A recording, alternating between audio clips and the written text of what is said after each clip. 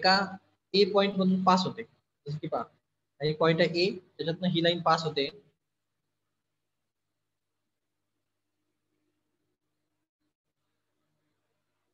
ए point आहे, ए point मधनं ती लाईन पास होते आपली, ही लाईन पास होते आणि ती पास होणारी लाईन तिला आपण यल म्हणतो ही लाईन, आणि ती लाईन एका वेगळा वेक्टर, एक दुसरा एक वेक्टर आहे कुणीतरी, तो वेक्टर आहे बी वेक्टर, हा एक वेक्टर आहे बी वेक्टर, एक अजून केलेला वेक्टर असतो तो जो आपल्या लाईनला पॅरलल असतो, त्या वेक्टरला बी म्हटलं जातं, अजून वेक्टर असतो, आपण त्याला अजून करतो की या लाईनला एक पॅरलल वेक्टर असणार, तो वेक्टर असणार बी वेक्टर, हा बी वेक्टर आणि ह्या ए पॉइंट असलेली ही लाईन एकमेकाला कशी असतात, हे दोघं पॅरलल असतात.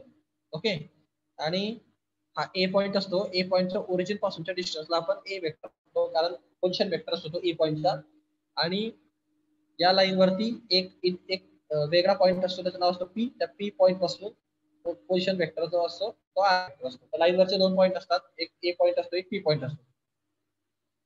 ओके, सो ही अशी कंडिशन असते. मग तुम्हाला असं सांगितलं होतं की ही जी लाईन आहे, ही लाईन ए वेक्टर असणारी लाईन, म्हणजे ए पॉइंट ज्या लाईनवर आहे ती लाईन एका बी वेक्टरला जर पॅरलल असेल तर त्यांच्यामध्ये रिलेशन कसं असतं, म्हणजे त्या लाईनचं इक्वेशन कसं कसं फॉर्म होतं, तर ते तिचं वेक्टर इक्वेशन असतं अशा टाईपचं, R vector is equal to A vector plus lambda B vector.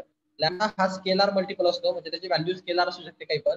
A vector हा ए पॉइंट जो असतो त्याचे आय जे के लावायचे तो पोझिशन वेक्टर तयार होत जातो. बी वेक्टर तुम्हाला दिलेला असतो पॅरलल वेक्टर जो असतो, आणि आर वेक्टर लाईनवरचा एक पी पॉइंट असतो, त्याच्यापासूनचा ओरिजिन पासूनचा डिस्टन्स. समजलं? समजलं का? हो सर, समजलं. फक्त ही गोष्ट लक्षात ठेवा, हे रिक्वायर्ड वेक्टर इक्वेशन आहे लाईनचं. लाईनला जेव्हा वेक्टर मध्ये दाखवलं जातं तेव्हा ते असं दाखवतं वेक्टर फॉर्म मध्ये. लाईनचं स्टँडर्ड इक्वेशन आहे X plus B X plus C is equal to 0, असं लाईनचं इक्वेशन असतं आपलं पेरा स्ट्रेट लाईन वगैरे मध्ये पाहिल्यावर. बट लाईन जेव्हा वेक्टर दाखवते, म्हणजे तिला एरो आपण डायरेक्शन इंडिकेट करतो, ते वेक्टर इक्वेशन मध्ये असं दिसतं लाईनचं इक्वेशन. हे झालं कार्टेशियन इक्वेशन, आणि हे झालं वेक्टर इक्वेशन. कार्टेशियन म्हणजे फक्त एक्स वायच्या कार्टेशियन त्याच्यामध्ये असतात, कार्टेशियन कोऑर्डिनेट्स मध्ये, आणि हे वेक्टरच्या वेक्टर मध्ये असतं, R vector is equal to A vector. तर लाईनला इंडिकेट करणारा इक्वेशन लक्षात ठेवा. सो या इक्वेशनला आपण जवळपास पॅरामेट्रिक इक्वेशन म्हणतो. हे इक्वेशन ला काय म्हटलं जातं? Parametric equation of line. Parametric form of vector equation. Parametric equation Cartesian मध्ये सुद्धा असतं, वेक्टर मध्ये सुद्धा असतं, पण आपण वेक्टर फॉर्म पाहतोय म्हणून वेक्टर वाला equation. Parametric vector equation of line, R vector is equal to A vector plus lambda B vector. R vector म्हणजे काय, ए वेक्टर म्हणजे काय, आणि बी वेक्टर म्हणजे काय, समजलं असेल तुम्हाला. पुन्हा एकदा सांगण्याचा प्रयत्न करतो का. आर वेक्टर म्हणजे जी लाईन, ज्या लाईनचं तुम्हाला इक्वेशन काढायचं, या लाईनचं इक्वेशन आपल्याला काढायचं होतं, त्या लाईनचं इक्वेशन वरची एक पॉईंट असतो, त्या पॉईंटचा सेंटर पासूनचा डिस्टन्स असतो, त्याला म्हणतात आर वेक्टर. रिझल्टंट पॉईंट असतो तो. त्यानंतर त्या लाईनवर एक पॉईंट असतो जो त्याच्यावर लाय करत असतो, तो लाईन पॉईंटचा सेंटर पर्यंतचा पोझिशन वेक्टर म्हणजे ए वेक्टर. आणि ही जे तुमची गिव्हन लाईन होती, या लाईनला एक पॅरलल लाईन असते बी वेक्टर, ती पॅरलल लाईन असते, त्या वेक्टरला म्हटलं जातं बी वेक्टर. असं मिळून त्याचं इक्वेशन तयार होतं या लाईनचं. त्या लाईनचं इक्वेशन असतं मग R vector is equal to A plus lambda B vector. समजलं? या लाईनचं इक्वेशन आहे. हे लक्षात ठेवा, कोण कोणाला पॅरलल असतं, कोण कोणावर लाय करतं, कोण रिझल्टंट आहे. इक्वेशन फक्त लक्षात ठेवा, डायग्राम तुम्हाला काढायची काही गरज नसते. सो पुढे पहा, याच्यामध्ये रिमार्क पण महत्वाचा आहे पहा. The equation of line passing through the A vector and parallel to the B vector can also be express as R vector minus A vector cross of B vector is equal to 0. This equation is called as a non parametric form of vector equation of line. याच इक्वेशनला, म्हणजे हे जे तुमचं जे equation होतं parametric equation, हे R vector is equal to A vector plus lambda B vector, यालाच नॉन पॅरामेट्रिक फॉर्म मध्ये लिहायचं असेल, म्हणजे हेच इक्वेशन आहे, same equation, non parametric form. हा पॅरामेट्रिक फॉर्म, खालचा non parametric form. Non parametric form मध्ये त्याला कसं लिहिणार, अशा टाईपचं लिहायचं, R vector minus A vector cross product of B vector is equal to 0 vector. अशा टाईपचं हे नॉन पॅरामेट्रिक फॉर्मचं इक्वेशन. पॅरामेट्रिक फॉर्मचं इक्वेशन, नॉन पॅरामेट्रिक फॉर्मचं इक्वेशन, दोन्ही इक्वेशन लक्षात ठेवा. समजलं? पॅरामेट्रिक सुद्धा नॉन पॅरामेट्रिक सुद्धा. ओके, इक्वेशन लक्षात ठेवायचे नावांसाठी, दुसरा विचार करू नका. हे कार्टेशियन इक्वेशन आहे बघा. त्याच्यामध्ये काय आहे? Cartesian equation of line passing through the point A. तर ए एक पॉईंट आहे, त्याचे कोऑर्डिनेट तुम्हाला माहिती दिसतील x1 y1 z1 and having the direction ratios of A B C. Direction ratios आपण मागच्यावेळेस पाहिले. डायरेक्शन कोसाइनची जे डायरेक्शन इंडिकेट करतात डायरेक्शन रेशो, डायरेक्शन रेशोचे व्हॅल्यू तुम्हाला दिलेले असतील किंवा काढता पण येतात आपल्याला डायरेक्शन कोसाइन वरनं. आपण मागे पाहिलेलं आहे ते.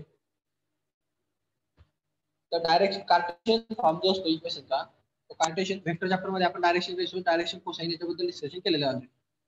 तर पुढे पहा, एक लाईन आहे, ती लाईन या ए पॉइंट मधून पास होते, ज्याचा कोऑर्डिनेट आहे x1 y1 आणि z1. x1 y1 z1 या कोऑर्डिनेट मधून पास होणारी लाईनचं कार्टेशियन इक्वेशन काय असतं? कार्टेशियन इक्वेशन असं असतं. आणि यांचे जे डायरेक्शन रेशो आहेत, x1 साठी a डायरेक्शन रेशो, y1 साठी b डायरेक्शन रेशो, z1 साठी c डायरेक्शन रेशो. कारण ते अँगल असतात alpha beta gamma. X axis सोबत अल्फा अँगल असतो, वाय ऍक्सिस सोबत बीटा अँगल असतो आणि झेड ऍक्सिस सोबत गॅमा अँगल असतो. त्याला कॉस लावलं की ते डायरेक्शन कोसाइन तयार होतं आणि त्याच्यापासून डायरेक्शन रेशो तयार होतो. ते चेन आहे पूर्ण. सो डायरेक्शन रेशोला एबीसीडी दाखवतात. आता जर तुम्हाला डायरेक्शन रेशो माहिती असतील आणि तो एक पॉईंट माहिती असेल, तर तुम्हाला कार्टेशियन इक्वेशन त्याला यांचा काढता येतं. आणि त्या कार्टेशियन इक्वेशनचा फॉर्म्युला आहे हा: x minus x1 upon a is equal to y minus y1 upon b is equal to z minus z1 upon c. x y z तर x y z राहतील. x1 y1 z1 त्या point दिलेला असतो तुम्हाला, कोणत्या point मध्ये line pass होते त्याचे x1 y1 z1 राहील. आणि a b c direction ratio असतात. डायरेक्शन रेशो दिले तरी ठीक, नाही दिले तर आपल्याला काढता येईल. कसे काढता येतात ते न्यूमेरिकल मध्ये समजेल असतं. ओके, हो सर. सो फक्त एवढं लक्षात ठेवा, कार्टेशियन इक्वेशन कसं असतं.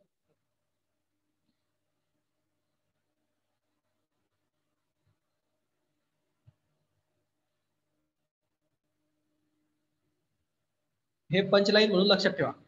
कॉम्पिटिव्हला सीईटी वगैरे मध्ये कधी कधी विचारलं जातात पंचलाईन, म्हणजे एमसीक्यू टाइपचा क्वेश्चन होऊन जातो थेरॉटिकल मध्ये, मॅथ्स मध्ये. Cartesian form of line can not be represented by a single equation. एक सिंगल इक्वेशन ते रिप्रेझेंट करत नाही. तुम्हाला 3 इक्वेशन भेटतात, एक एक्सच्या फॉर्म मध्ये, एक वायच्या फॉर्म मध्ये, एक झेडच्या फॉर्म. कारण तिघ इक्वल आहेत एकमेकाला. या तिघांचा एक कॉन्स्टंट के असला समजा, तिघ एकमेकांना इक्वल, याला इज इक्वल टू एकदा के घ्या, एक इक्वेशन भेटेल. याला इज इक्वल टू एकदा एक घ्या, एक इक्वेशन भेटेल. आणि 3 इक्वेशन भेटतात 3 वेगवेगळ्या ऍक्सिस मध्ये. दॅट्स वाय ते सिंगल इक्वेशन तयार होत नाही, त्याचं 3 इक्वेशन तयार होतात, 3 इक्वेशन तयार होतात. रिमार्क आहे इथं खाली की इफ बी वेक्टर जर तुम्हाला दिलेला असेल a1 i plus b1 j plus c1 k and a1 b1 c1 are the direction ratios of the line, and conversely a1 b1 c1 are the direction ratios of the line b vector, okay, is equal to a1 i plus b1 j plus c1 k is parallel to the line. त्याचं म्हणणं इथं की एक बी vector तुम्हाला दिलेला आहे, तर त्याचे डायरेक्शन रेशोज आहेत a1 b1 c1. तर त्याला कॉन्स्टंट असं म्हणू शकतात की जर a1 b1 c1 direction ratios असतील, तर बी वेक्टरला तुमची लाईन जी लाईन तुम्ही कन्स्ट्रक्ट केली आहे ती लाईन पॅरलल असते. समजलं का? हो सर. असं. त्यानंतर पुढे पहा, the equation x minus x1 upon a is equal to y minus y1 upon b is equal to z minus z1 upon c is equal to lambda. आता इथं लॅम्बडा घेतला, आपण k घेतला होता. सांगितलं होतं बघा 3 इक्वेशन, ते k घेतला होता आपण, लॅम्बडा घेतला. कॉन्स्टंट आहे तो काही पण घ्या. Are called as the symmetric form of partition equation of the line. हे symmetric form of partition equation of the line म्हणजे काय? तिघांना लॅम्बडा सोबत कंपेअर करता येईल असं म्हणतात. सो द सिमेट्रिक फॉर्म तुम्हाला पाहायला भेटेल पहा. The equations are x is equal to x1 plus lambda a, y is equal to y1 plus lambda b, and z is equal to z1 plus lambda c are called as the parametric form of Cartesian equation of line. Parametric form Cartesian equation of the line म्हणजे दोघांचं combination दिलंय. Parametric form मध्ये घेऊन आले तुम्ही Cartesian equation. हे Cartesian equation होतं ते बघा, हे याला तुम्ही एकेकाला जर कम्पेअर केलं, म्हणजे याला लॅम्बडा सोबत, याला लॅम्बडा सोबत, याला लॅम्बडा सोबत, तर तुम्हाला प्रत्येकाचं एक इक्वेशन पाहायला भेटतं. म्हणजे जर पहिलं मी x minus x1 upon a is equal to lambda, तर मला काय भेटेल equation? x minus x1 upon a is equal to lambda. So A इकडे शिफ्ट करा पहा, X minus x1 is equal to A lambda. So X ची value काय भेटणार तुम्हाला, x1 तिकडे प्लस होईल, x1 प्लस ए लॅम्बडा. दिसला, हे इक्वेशन आहे पाहिजे. असं प्रत्येकाचं तयार होईल, y is equal to y1 plus lambda B आणि z is equal to z1 plus lambda C. हे इक्वेशन अशा टाइपचं ते इक्वेशन असतं. हे इक्वेशन कोणतं इक्वेशन आहे, हे पॅरामेट्रिक इक्वेशन होतं. आठवा तुम्ही पहा, R vector equal to A vector plus lambda B vector. आठवलं का नाही पॅरामेट्रिक इक्वेशनचा फॉर्मॅट? हो, हे पॅरामेट्रिक इक्वेशन होतं, R vector A vector plus lambda B vector. आणि हे जे कोऑर्डिनेट आहे हे x1 आणि डायरेक्शन हे कार्टेशियनचे कोऑर्डिनेट आहे. हे दोघांचं कॉम्बिनेशन झालं, parametric form of Cartesian equation म्हणणार मध्ये. समजलं, पॅरामेट्रिक सारखं दिसतं पण ऍक्च्युअली कार्टेशियन इक्वेशन. समजलं का? हो हो सर. हे जरा नीट लक्षात ठेवा शब्द, ते तुम्हाला विचारता काय त्याच्यावर महत्वाचं असतं. त्यांनी जर तुम्हाला parametric form of Cartesian equation काढायला सांगितलं तर तुम्हाला असं इक्वेशन काढावं लागणार आहे. Parametric form of Cartesian equation, नुसतं पॅरामेट्रिक नाही काढायचं, नुसतं कार्टेशियन पण नाही काढायचं. कार्टेशियन इक्वेशनला पॅरामेट्रिक मध्ये कन्वर्ट करून काढायचं, असेल. फॉर्म्स लक्षात राहिले पाहिजे. त्यानंतर इकडे पहा, the coordinates of variable point P on the lines are this. आता हे जे जो व्हेरिएबल पॉइंट असतो पी, त्याचे कोऑर्डिनेट आहे ठीक आहे. ते जे तुम्ही कार्टेशियन इक्वेशन काढले ना, पॅरामेट्रिक फॉर्मचे कार्टेशियन इक्वेशन, तिघांचे पॉईंट तुम्हाला इथे पाहायला भेटतात, एक्स वाय आणि झेड. जो पॉइंट, जो आर वेक्टर असतो तुमचा, R vector is equal to A vector plus lambda B vector असतो की नाही, बरोबर. आता तुम्ही अशा फॉर्मॅट मध्ये हे लिहिले होते की नाही असे, बरोबर. तर ह्या आर वेक्टरची व्हॅल्यू काय असणार, एक्स आय प्लस वाय जे प्लस झेड के, बरोबर ना. तर हे पहिलं इक्वेशन एक्स ला दाखवतं, दुसरं इक्वेशन वाय ला दाखवतं, तिसरं इक्वेशन झेड ला दाखवतं. आणि हा आर वेक्टर कोणत्या पॉईंटचा वेक्टर होता तुम्ही आठवा पहा. आर वेक्टर हा तो एक पी पॉईंट होता पहा, लाईन वरचा एक रिझल्टंट पॉईंट होता पहा पी, त्या पी पॉईंटचा वेक्टर होता. दिसतोय का, समजलं का? हो. म्हणजे याचे जे कोऑर्डिनेट्स असतील या पी पॉईंटचे, एक्स वाय आणि झेड कोऑर्डिनेट असतील, आणि त्याचे ते फॉर्म्युला आले होते पहा. एक्सचा फॉर्म्युला काय होता, x1 प्लस लॅम्बडा ए. वायचा फॉर्म्युला काय होता, y1 प्लस लॅम्बडा बी. आणि झेडचा फॉर्म्युला काय होता, z1 प्लस लॅम्बडा सी. भेटले कोऑर्डिनेट? भेटले. हा, हे असं लक्षात ठेवायचं. तो आर त्याला पॅरामेट्रिक फॉर्म मध्ये आणलं मी, म्हणजे मला पी चे कोऑर्डिनेट भेटले. असं कार्टेशियनला त्याचे कोऑर्डिनेट डायरेक्ट तुम्ही असं लिहू शकता, पी जो पॉईंट होता त्याचे कोऑर्डिनेट डायरेक्ट हे असतात. आताच काढून दाखवले मी तुला, पाहते कसे आले. ओके. त्यानंतर corresponding to each real value of lambda there is a one point on the line and conversely corresponding to the, ठीक आहे. हे महत्वाचं, युनिक व्हॅल्यू भेटते लॅम्बडाची, कधी चेंज होत नाही. सो ठीक आहे, या खालचं पण काही महत्वाचं नाही. डायरेक्शन रेशोज वगैरे थोडंसं पाहिजे. In plane direction ratio A B C if we take the direction cosine. जर आपण डायरेक्शन रेशो पैकी डायरेक्शन कोसाइन घेतले, म्हणजे डायरेक्शन रेशो म्हणजे एबीसी असतात, डायरेक्शन कोसाइन म्हणजे एल एम एन असतात. एल एम चा अर्थ असतो डायरेक्शन कोसाइन. डायरेक्शन कोसाइन आहे. डायरेक्शन कोसाइन म्हणजे काय, cos of alpha, cos of beta आणि कॉस ऑफ गॅमा अशा व्हॅल्यू आहे. कॉस ऑफ अल्फाला आपण एल म्हणतो, कॉस ऑफ बीटाला आपण एम म्हणतो, आणि कॉस ऑफ गॅमाला आपण एल म्हणतो. L M N. then the coordinate of the variable point p is, तर ते जे कोऑर्डिनेट पॉइंट्स आहेत त्यांचं काय मिनिंग होऊन जाईल, तर तुम्ही सिम्पली काय करू शकता, तुमच्या डायरेक्शन रेशोच्या जागी तुम्ही डायरेक्ट डायरेक्शन कोसाइन टाकून द्या, तुम्हाला तुमचे कोऑर्डिनेट भेटून जातात. म्हणजे पहा, तुमचा फॉर्म्युला काय यायचा, फॉर्म्युला यायचा x1 प्लस लॅम्बडा ए, त्यानंतर होतं पहा y1 प्लस लॅम्बडा बी, त्यानंतर होता z1 प्लस लॅम्बडा सी. असं होतं की नाही? हो. तर ह्या ए च्या जागी, ह्या बी च्या जागी आणि सी च्या जागी तुम्ही एन, एम आणि एन टाकू शकता, कारण या डायरेक्शन कोसाइन पासूनच डायरेक्शन रेशो तयार होतो. समजलं का? हो. सो त्याच्यामुळे तुम्ही डायरेक्टली त्याला सबस्टिट्यूट केलं तरी चालेल. अशी ते कंडिशन. Theorem 2.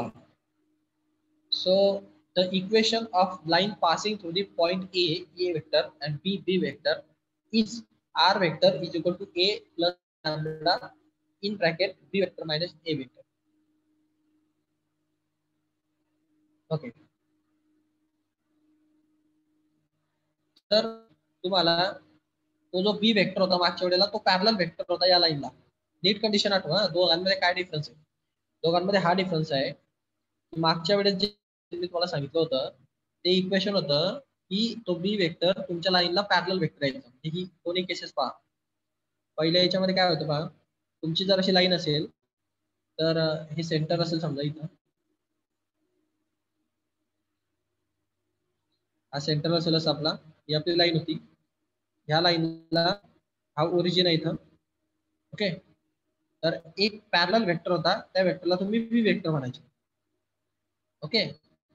आणि याच्यावर एक पॉईंट होता ए, त्या ए पॉईंट पासून तुमचा पोझिशन वेक्टरला ए वेक्टर म्हणायचं. आणि एक अनदर पॉईंट होता पी, तो पॉईंट त्याचा रिझल्टंट इंडिकेट करायचा, या पी पॉईंटला तुम्ही आर वेक्टर म्हणायचे. आणि या केसमध्ये म्हणजे या तुमच्या रिक्वायर्ड लाईनचं इक्वेशन, म्हणजे या लाईनचं इक्वेशन हे इक्वेशन काय यायचं तुमचं, इक्वेशन यायचं R vector equal to A vector plus lambda B vector. आठवलं? हो. हा बी वेक्टर काय होता, हा बी वेक्टर काय होता, बी वेक्टर हा या लाईनला पॅरलल वेक्टर होता. समजलं का? हो. पॅरलल वेक्टर होता. आता या ठिकाणी तसं नाहीये. त्या केसमध्ये थोडीशी गडबड झाली आहे. म्हणजे हा जो पी वेक्टर आहे हा एकाच लाईनवरचा वेक्टर आहे. म्हणजे ही ती लाईन आहे, समजा 1 मिनिट, हे तुमचे ऍक्सिस असतील आणि ही तुमची समजा अशी लाईन आहे. तर हा जर ह्या लाईनची तुम्हाला इक्वेशन काढायचे, त्याच्यामध्ये हा ए वेक्टर पण इथंच आहे आणि बी वेक्टर पण इथंच आहे. म्हणजे बी पॉईंट पण इथंच आहे, हा बी वेक्टर इथं असणार असा, बी पॉईंट आहे हा, आणि हा ए पॉईंट आहे, याचा ए वेक्टर पण इथंच असणार. म्हणजे तो बी वेक्टर जो मागच्या वेळेस पॅरलल होता, आता तो बी वेक्टर बी पॉईंट आता लाईनवर तीच लाई करतो. अशी जर केस असेल, म्हणजे दोन पॉईंट मधनं जाणारी लाईन, तर इक्वेशन कसं काढायचं, आलं का लक्षात? हो सर, आलं. या केसमध्ये तुमचा एक एक पी तर तुमचा रिझल्टंट वेक्टर असतो, पी पॉईंट असतो, रिझल्टंट असतो, त्याला आर वेक्टर होता. या केसमध्ये तुमचा फॉर्म्युला असला पाहिजे R vector is equal to A vector plus काय येतं कंडिशन, यानी ए वेक्टर बी वेक्टर थोडे बाजूला घेतले, ठीक आहे, ते तुम्ही कुठेही घेऊ शकतात, त्याचं काही तसं हे नसतं. आपण थोडीशी डायग्राम इकडे काढली, तुम्हाला फॉर्म्युला मिळेल A vector plus lambda in bracket B vector minus A vector. समजलं का? हो. समजलं का? हा फरक आहे बा दोघांमध्ये. आता जाणवेल तो डिफरन्स तुम्हाला. फरक फॉर्म्युलांमध्ये, या ठिकाणी बी वेक्टर हा लाईनला पॅरलल वेक्टर होता, या ठिकाणी बी वेक्टर हा त्या लाईनवरचा पॉईंट आहे, त्याचा पोझिशन वेक्टर आहे. समजलं? हा, स्क्रीनशॉट घेऊन टाका, कन्फ्युज होऊ नका बिलकुल. ओके, पुढे पहा. मग आता हा फॉर्म्युला तुम्हाला लर्न करायचं आहे. रिक्वायर्ड इक्वेशन आहे तुमच्या लाईनचं, when line passing through the 2 points. So याच इक्वेशनला तुम्ही असं पण लिहू शकतात, जर तो एका लाईन मधनं पास होत असतील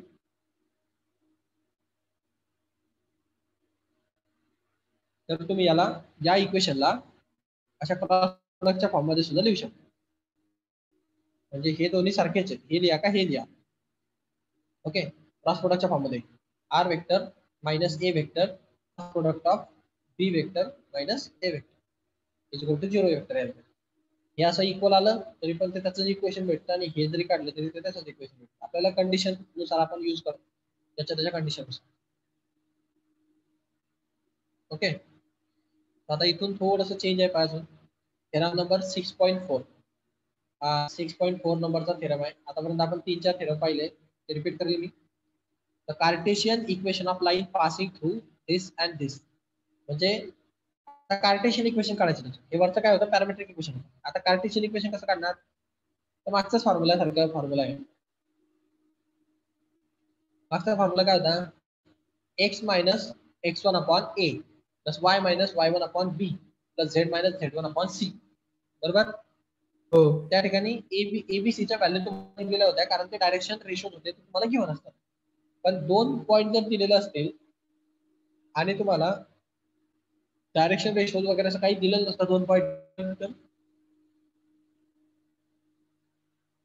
सो दॅट टाइम तुम्हाला डायरेक्शन रेशो काढता येत नाही कारण तुम्हाला अँगल माहित नसतात, alpha beta gamma direction cosine माहिती नसतात, त्याच्यामुळे डायरेक्शन रेशो पण काढता येत. या केसमध्ये मला पहिल्या पॉईंटला x1 y1 z1 म्हणायचं, दुसऱ्या पॉईंटला x2 y2 z2 म्हणायचं लाईनचे, आणि हा फॉर्म्युला वापरून टाकायचा. सोपा फॉर्म्युला आहे पहा, x minus x1 upon x2 minus x1